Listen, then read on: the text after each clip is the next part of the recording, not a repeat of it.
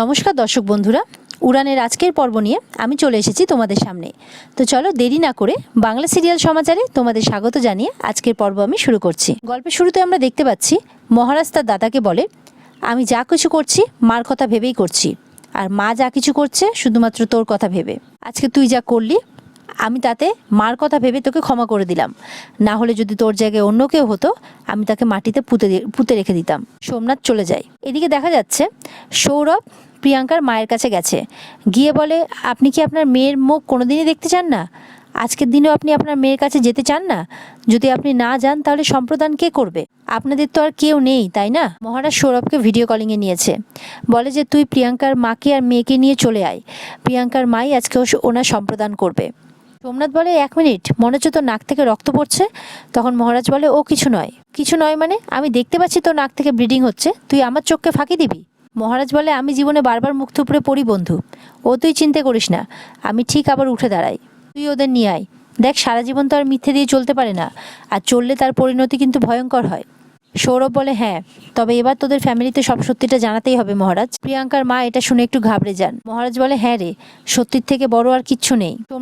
তখন সৌরভ বলে, দেখ, আমি একজন পুলিশ অফিসার, অত হেয়ালে আমি কিন্তু করতে পারবো না তোর মত। আমি ওনাকে নিয়ে আসছি, সবার সামনে দাঁড়িয়ে উনি সত্যিটা বলুক। প্রিয়াঙ্কার মা কাঁদতে থাকে। সৌরভ বলে, মনটা শক্ত করুন আপনি, এদিকে কোনো প্রবলেম সলভ হবে না।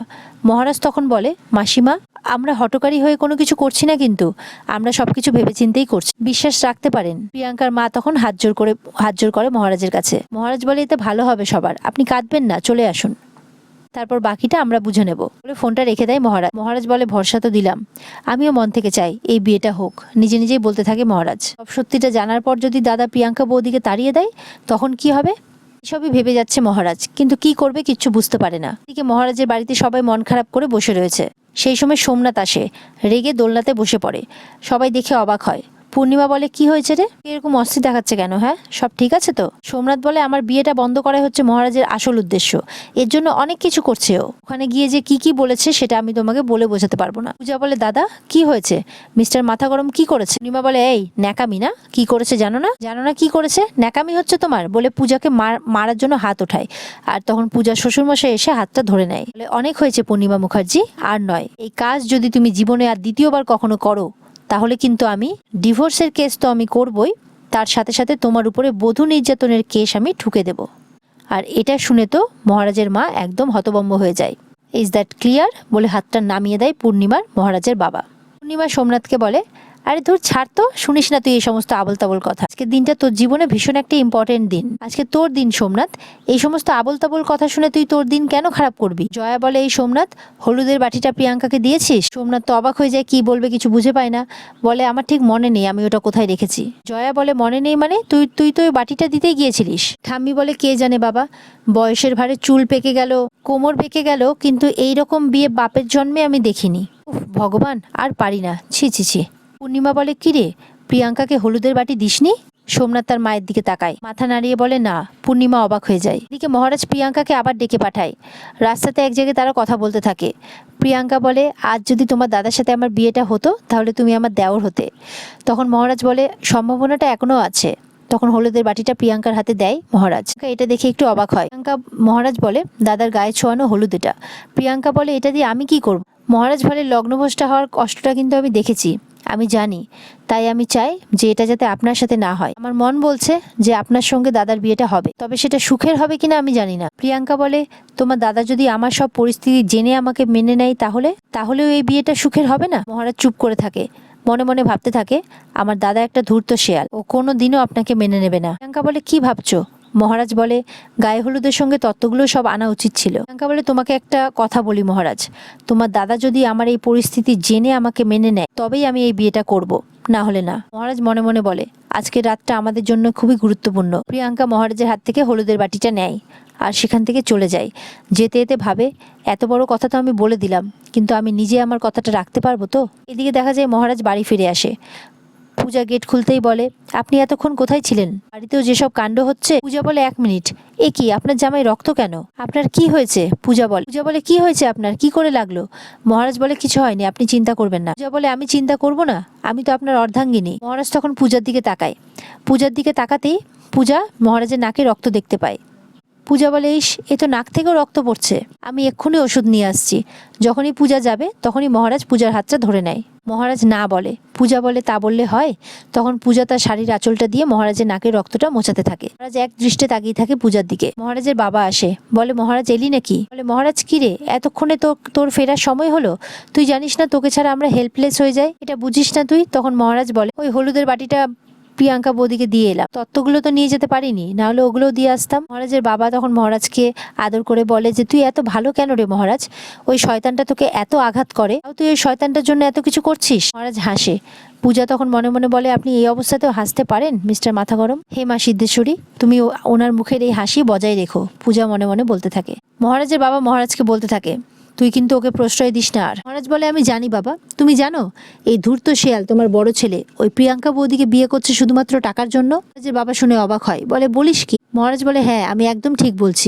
আসলে ও জেনেছে না যে প্রিয়াঙ্কা কোন আরবপতি বাড়ির মেয়ে, প্রিয়াঙ্কাকে বিয়ে করে ওই আরবপতি বাড়ির সম্পত্তি তার হবে, এই জন্যই প্রিয়াঙ্কা বৌদিকে বিয়ে করছে তোমার ছেলে। প্রিয়াঙ্কাকে ভালোবেসেও বিয়েটা করছে না, টাকার লোভেও বিয়েটা করছে। পূজা বলে, আপনি প্রমাণ করে দিন আপনার দাদা সত্যি একজন ধূর্ত শেয়াল। আজ আমিও বলছি আপনার দাদা একজন ধূর্ত শেয়াল, আপনি মায়ের সামনে ওনাকে এক্সপোজ করুন মিস্টার কুল। মহারাজের বাবা হাসতে থাকে, বলে, পূজা, আমার এই খ্যাপা ছেলেটাকে তুই একটা ভালো নাম দিয়েছিস তো দেখছি, মিস্টার কুল। পূজাও হাসে, বলে, বাবা, সেই সকাল থেকে এই প্রথম আপনাকে হাসতে দেখলাম। পূজা মহারাজের বাবার বুকে মাথা রাখে। মহারাজের বাবা পূজার মাথায় হাত বুলিয়ে দেয় আর বলে, তুইও হাস মা, তুইও হাস। সোমনাথ পাশ থেকে সবটা শুনতে থাকে তাদের কথা। মহারাজ বলে, বাবা, আজকে কিন্তু এই ধূর্ত শেয়ালকে আমি সবার সামনে এক্সপোজ করবো। যে বাবা বলে, একদম। সোমনাথ তখন মনে মনে বলতে থাকে, শয়তান, তুই আমায় এক্সপোজ করবি? এদিকে মহারাজ পূজাকে বলে, পূজা, প্রমাণ কিন্তু আমাদের হাতে, সেই প্রমাণ আমরা সঠিক সময়ে সঠিক জায়গায় বের করব। সোমনাথ সবটাই শুনে খুব ঘাবড়ে যায়। মহারাজের বাবা বলে, ধূর্ত শিয়ালটাকে ধরতেই হবে মহারাজ, ধরতেই হবে। সোমনাথ মনে মনে বলতে থাকে, আমার বিয়ে ভাঙার আগে তোদের বিয়ে ভাঙবো আমি। মহারাজ বলে, বাবা আমাদের পাশে থাকলে আমাদের কোনো চিন্তা নেই পূজা। পূজা বলে, থ্যাংক ইউ বাবা। পূজা বলে, আমরা আজ নিশ্চয়ই জিতবো। মহারাজ মনে মনে ভাবতে থাকে, পরিবারের বিরুদ্ধে যুদ্ধ করছি আমি, এই যুদ্ধ করে আমি পূজা, বাবা সবার মুখে হাসি ফোটাতে পারবো তো? এদিকে দেখা যাচ্ছে পূজা আর মহারাজ বিয়ের জন্য একদম রেডি হয়ে গেছে। পূজা আর মহারাজ প্রায় একই কালারের জামা পরেছে, পূজার শাড়ি আর মহারাজ পাঞ্জাবি। ঠাম্মি পছন্দ করে এনেছে। তারা বলে, ঠাম্মি একদম ম্যাচিং ম্যাচিং করে নিয়ে এসেছে। হ্যাঁ, ঠাম্মি আমাদের খুব ভালোবাসেন, পূজা বলে। এদিকে দেখা যাচ্ছে পূজার শাশুড়ি মা মানে পূর্ণিমা খোকন স্যারকে নিয়ে আসে, বলে, আসুন। খোকন স্যারকে ঘরে নিয়ে আসে পূর্ণিমা, বলে, নিন আপনার স্টুডেন্টকে ভালো করে পড়ান তো, খুব ফাঁকিবাজ হয়েছে আজকাল। মহারাজ বলে, তোমার উদ্দেশ্য আমরা ধরে ফেলেছি মা। তখন পূর্ণিমা বলে, তোদেরও আসল উদ্দেশ্য আমি ধরে ফেলেছি। পূজা বলে, আমাদের আসল উদ্দেশ্যটা তো সৎ ছিল, আর আপনারটা? পূর্ণিমা বলে, কি বললে তুমি? এত বড় সাহস? তখন পূজার গালে এক চড় মারে পূর্ণিমা। মহারাজ তো দেখে খুব রেগে যায়। খোকন স্যারও সামনে দাঁড়িয়ে আছেন, তার সামনেই তার গালে চড় মারে। মহারাজ চিৎকার করে ওঠে, বলে, মা, তোমার মাথার ঠিক নেই। খোকন স্যার বলে, এই খোকন স্যারের সামনে গৃহবধূর গায়ে হাত, এটা নট ডান। হ্যাঁ? পূর্ণিমা বলে, আপনি একদম চুপ করবেন। পূর্ণিমার ধমকে একদম চুপ করে যায় খোকন স্যার। আপনি চুপচাপ গিয়ে ওকে পড়ান। খোকন স্যার মাথা নাড়ায়। মহারাজ বলে, ভবিষ্যতে আর কোনোদিনও পূজার গায়ে হাত তুলবে না মা, আমি কিন্তু তোমাকে সাবধান করলাম, না হলে আমার থেকে খারাপ কিন্তু কেউ হবে না। বলে, ধমকি দিচ্ছিস? মহারাজ বলে, সাবধান করছি, তুমি আমার গায়ে হাত দিয়ে পার পেয়ে যাও মা, তো পূজার গায়ে হাত দিয়ে পার পাবে না। পূর্ণিমা বলে, প্রয়োজনে আবার হাত দেবো, তোদের দুজনের গায়ে হাত দেবো। মহারাজ আবারও মা বলে চিৎকার করে ওঠে। পূর্ণিমা বলে, অবাধ্য ছেলে মেয়েকে কি করে শাসন করতে হয় সে আমি জানি, এভাবেই করতে হয়, মেরে চামড়া গুটিয়ে দাও। মহারাজ তো এবার খুব রেগে যায়, বলে, তোমার চিকিৎসার দরকার মা, মাথা খারাপ হয়ে গেছে। পূর্ণিমা বলে, শোন, আমার চিকিৎসার ব্যবস্থাটা আমি নিজেই করে নেব, আপাতত তোদের চিকিৎসার ব্যবস্থাটা আমি করে ফেলেছি। দরজা বাইরে দিয়ে বন্ধ করে চলে যায় পূর্ণিমা। ভেতর থেকে মহারাজরা আওয়াজ করতে থাকে। দরজা বন্ধ করে তালা চাবি দিয়ে দেয় পূর্ণিমা আর সোমনাথ। সোমনাথ বাইরে থেকে বলে, কিরে ভাই, কেমন লাগছে বল? আরবপতির মেয়ে আসছে এই বাড়িতে, তুই আর তোর বাচাল বউ এবার জ্বলে মর। মহারাজ বলে, তোর মাথাটাও গেছে দাদা, টাকা করে উন্মাদ হয়ে যাবি তুই একদিন। পূজা বলে, দাদা, আপনি নিজের বিপদ নিজে ডেকে আনছেন দাদা। পূর্ণিমা বলে, এই বাচাল মেয়ে, এত কিছুর পরও আবার গলা দিয়ে আওয়াজ বেরোচ্ছে। মহারাজ বলতে থাকে, দরজাটা খুলবে কি খুলবে না? আমি কিন্তু এবার দরজা ভেঙে দেবো। বলে, ভাঙ মহারাজ ভাঙ, গোটা বাড়ির দরজা ভাঙ, আমি গোটা বাড়ির দরজায় তালা দিয়ে যাবো। গোটা বাড়ির দরজা ভাঙতে ভাঙতে যতক্ষণে তুই বিয়ে বাড়িতে গিয়ে পৌঁছবি ততক্ষণে আমার সোমনাথের বিয়েটা হয়ে যাবে। সোমনাথ বলতে থাকে, আয় আয়, বাড়ির সব দরজা জানলা ভেঙে চলে আয় আয়। পূর্ণিমা বলতে থাকে, তুই বরং তোর বাচাল বইয়ের পরামর্শ নে, কুপরামর্শ নে। সারাক্ষণ তো দেখি মিস্টার কুল বলে তোকে কিভাবে বসে রাখছে, দেখি আজকে তোর সহধর্মী তোকে কি বুদ্ধি দেয় তাই দেখি। খোকন স্যার বলতে থাকে, খোকন স্যারের সঙ্গেও এরকম ষড়যন্ত্র, কারণ ঘরের মধ্যে খোকন স্যারও আটকা পড়ে গেছেন। পূর্ণিমা বলে, সোমনাথ, আমি তো মা, মাকে ছেলের বিয়ে দেখতে নেই বাবা, যদি যেতে পারতাম তাহলে আমি নিজে গিয়ে বিয়ে বাড়ির গেটে পাহারা দিতাম। সোমনাথ বলে তুমি বরঞ্চ এই বাড়িতে থেকেই এই শয়তান দুটোকে পাহারা দাও। বলে না, আমার সহ্যই হচ্ছে না এদের, আমি বরঞ্চ আজ পলির বাড়ি যাব। পলি অনেকদিন ধরে বলছে, যাওয়া হয়নি, তাছাড়া ওর কোমরের যন্ত্রণাটা, ওটার জন্য তোর বিয়েতেও আসতে পারলো না, আমি ওর কাছে যাই, আজকে রাতটা ওর বাড়িতে থাকি, আমারও ভালো লাগবে। সোমনাথ বলে তুমি এই বাড়িতে না থাকলে এই শয়তান দুটো যদি তালা ভেঙে বিয়ে বাড়িতে পৌঁছে যায় তখন? সোমনাথের মা বলে, ধুর, আমি তো গোটা বাড়ির গেটে তালা লাগাবো। সোমনাথ তো ভয় পেয়ে থাকে। পূর্ণিমা বলে, মহারাজের গায়ে খুব জোর, খুব শক্তি সে আমি জানি, কিন্তু গোটা বাড়ির দরজা ভেঙে তালা ভেঙে না, ওরকম ওরা বেরোতে পারবে না, চিন্তা করিস না। পূর্ণিমা বলে, দেখ সোমনাথ, বাড়ির লোকেরা কিন্তু জানে না যে তুই আবার লুকিয়ে বাড়িতে চলে এসেছিস।